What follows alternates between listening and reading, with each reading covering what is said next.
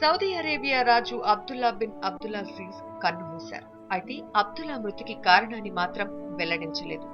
అబ్దుల్లా మృతదేహాన్ని నిరాడంబరంగా ఇమాం తుర్కీ బిన్ అబ్దుల్లా మసీదు వద్ద ఖననం చేశారు.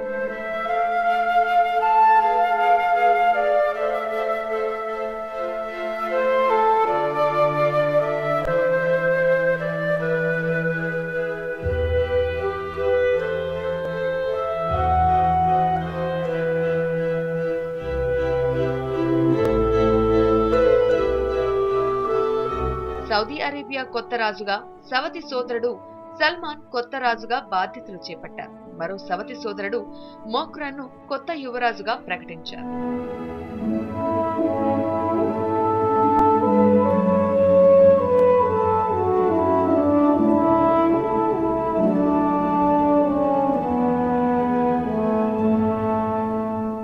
సౌదీ అరేబియా రాజుగా 2005 ఆగస్టు 1న సింహాసనాన్ని అధిష్ఠించిన అబ్దుల్లా దాదాపు 2 దశాబ్దాల పాటు పరిపాలన సాగించారు.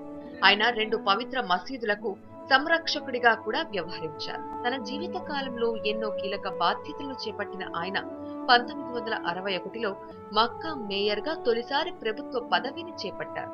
1962లో Saudi Arabia national guard commander గా కూడా నియమితులయ్యారు. దేశాన్ని సంస్కరణ పదంలో నడిపించిన అబ్దుల్లా స్త్రీలకు ఓటు హక్కు కల్పించడమే కాదు, వారికి ఒలింపిక్స్ లో పాల్గొనే అవకాశాన్ని కల్పించారు. ప్రపంచంలో అత్యంత సంపన్న దేశాధినేతల్లో అబ్దుల్లాది 3వ స్థానం. ఆయన వ్యక్తిగత ఆస్తి విలువ 1,00,000 కోట్లకు పైగా ఉంటుందని అంచనా.